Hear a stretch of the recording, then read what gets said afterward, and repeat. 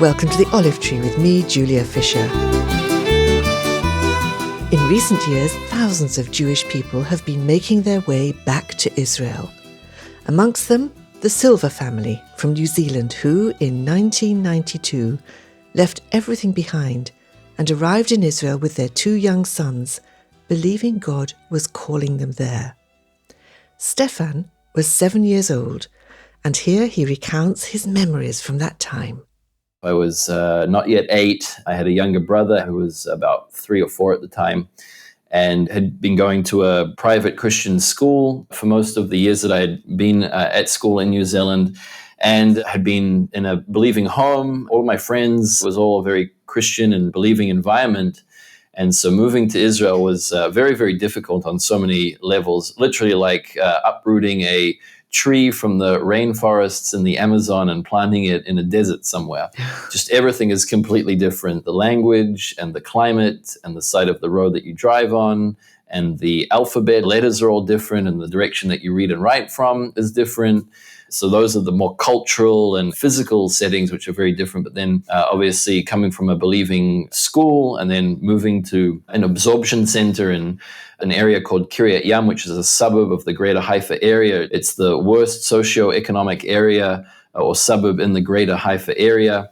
The absorption center that we moved to was located in that area. So we came from a beautiful 2-story home in New Zealand, big garden, double garage. My brother and I have rooms each, 2 floors, and we moved to an apartment that was probably 30 or 40 square meters, very, very small.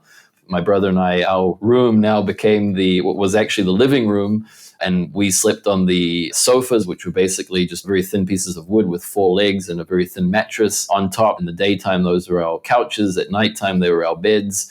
Very basic, very, very basic. And I would probably say that your prisons in the UK these days are nicer than what we had back then in these absorption centers. But that was just life in Israel, and that's all that we had. There was no possibility like today to book an Airbnb over the internet or to use Google Maps to find where it is that you're going and what restaurants and what facilities and things are around where you're going to.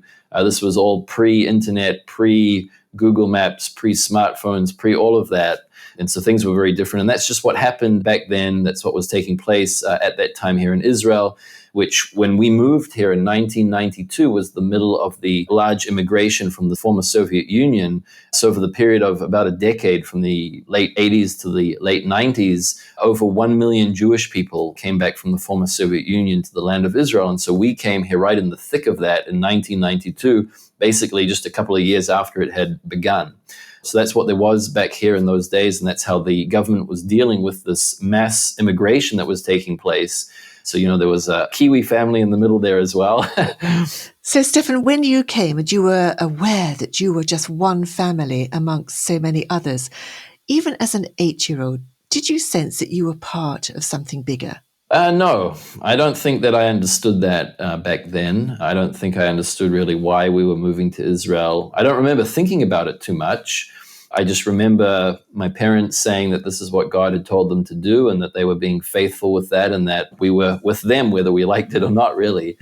I think as the years have gone on, though, I don't know what my life would have looked like if we had have stayed in New Zealand. And so I think that was something that I thank them for being obedient to God's call to them to leave everything and to move here to Israel, because my life would not be the same. And I don't know where I would be faith-wise and just in general. I don't know where I would be if I had have stayed in New Zealand and grown up there. I think you said you came over from New Zealand in July, so Israel would have been very hot. In the September you started school, and presumably you had to learn the language. Yes, that's right. So I remember before we left New Zealand, we had a few Hebrew classes, and I remember people coming over and trying to teach us Hebrew, and I don't think it went very well. It's one thing if you're trying to read, you're an English speaker and you're trying to read French, for example, or speak French. So a lot of the words are similar, and you can basically read the language. Maybe, some of your accent is off and your pronunciations are off. But here, the alphabet is completely different. You have to actually learn the letters before you can even learn how to pronounce words properly. And so I didn't know any Hebrew whatsoever. And yeah, a month after we arrived here, I found myself in a public Hebrew-speaking school in, again, one of the worst socioeconomic areas in the greater Haifa area. And this is after coming from a private Christian school that I went to in New Zealand. And so it was very, very drastic, very different in that sense. And it took me 6 months to a year to learn the language. I think after a year, I was speaking it quite well. Were there other children in the class in the same position as you? There were other children who were immigrants, yes, but most of them, having come from the former Soviet Union, all had a common language. They could all speak Russian between themselves. But there wasn't any other families that I knew of or any other children in my school at the time, the first school that I went to, or in the absorption center that we were in for about 9 months, that spoke English. There was one Spanish family that was nearby to us, but their kids didn't speak English. They only spoke Spanish and some Hebrew, and so we communicated through Hebrew. But there were no other English speakers that we met during that time. And it was only afterwards, when we moved out of the absorption center up onto Mount Carmel, that I changed schools, and I started going to a school that had children who had been abroad. Some of their parents had been on assignments with work and different things that they were involved in. And so they knew Western culture, they knew English. And so it was a lot easier to connect, and it was a lot easier to communicate then as well. You say that if you had stayed in New Zealand, you can't quite imagine how different your life would be. Well, of course, one of the big changes coming to Israel is that you had to go into the army. So tell me what sort of an experience that was for you. I gather that was during the Second Lebanon War. Yes, the Second Lebanon War was at the end of my service, and the last year, in my fourth year, I did an extra year because I served as an officer. But yeah, I was recruited to the military when I was 18, just like everybody else, and served, for 4 years. I think, in the years preceding that, it's just something that you grow up knowing that that's what you're going to do. If you live in Israel, you serve in the military. I think the guys that I was friends with at the time, most of them were fixed on serving in combat units. I was as well. That's what I wanted to do. I wanted to do something meaningful in the military. I didn't want to waste 3 years by just doing some office work or doing some day job that I come home every day. I wanted, to go into a combat unit. And so that's what I was aiming for. There were some disappointments along the way. I actually was hoping to be an Air Force pilot.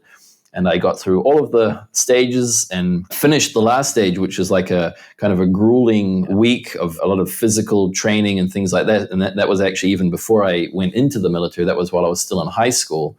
And I completed that week, but I wasn't eventually accepted into the flight training school. And so I found myself in the Combat Engineering Corps, which is a combat unit that deals with explosives and demolitions and things like that. And so I served there for 4 years. I did training as a soldier, then became an NCO, a non-commissioned officer, and then eventually I became an officer as well, and was stationed initially in Ramallah and then in other various positions around and inside Israel until the Second Lebanon War hit in 2006. And then you were very much involved in that. What can you tell me about that time? Yeah, so during that time, I basically wasn't walking with the Lord, is the easiest way to put it. During my teenage years, I was going to congregation or to church. I had secular friends and I had my friends from youth group.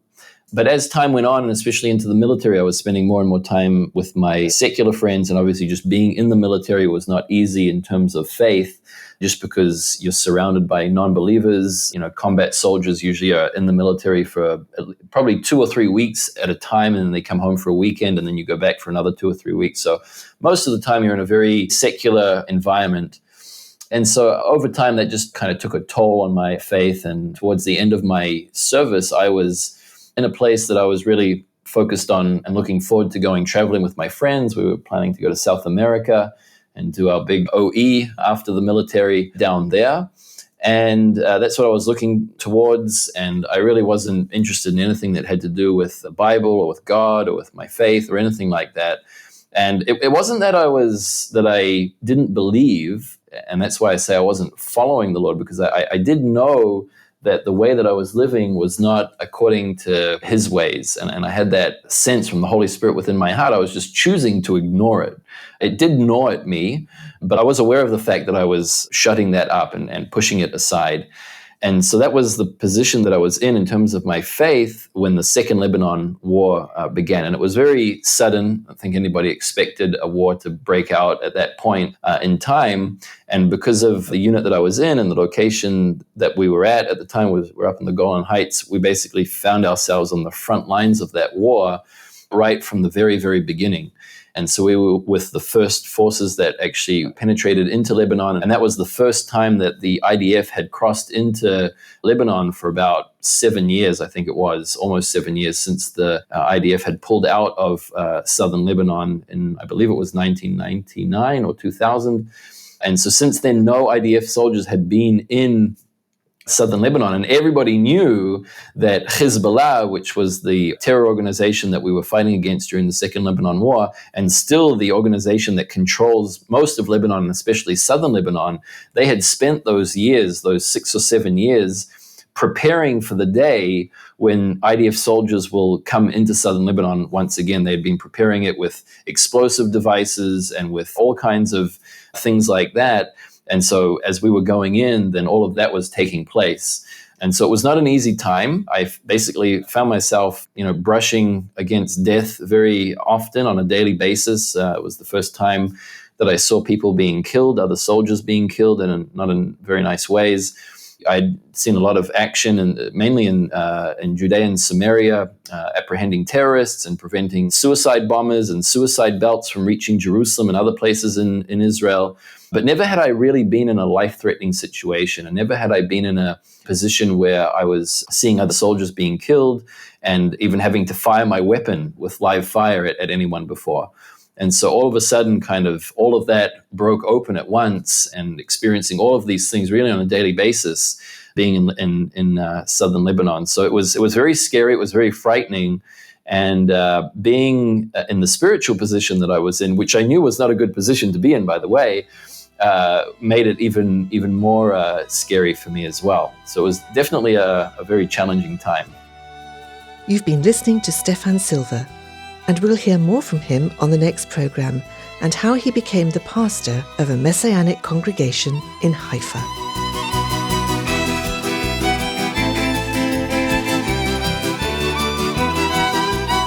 The Olive Tree Reconciliation Fund is a Christian charity based in the UK that supports the needs of both Jewish believers and Arab or Palestinian Christians living in Israel and the wider Middle East.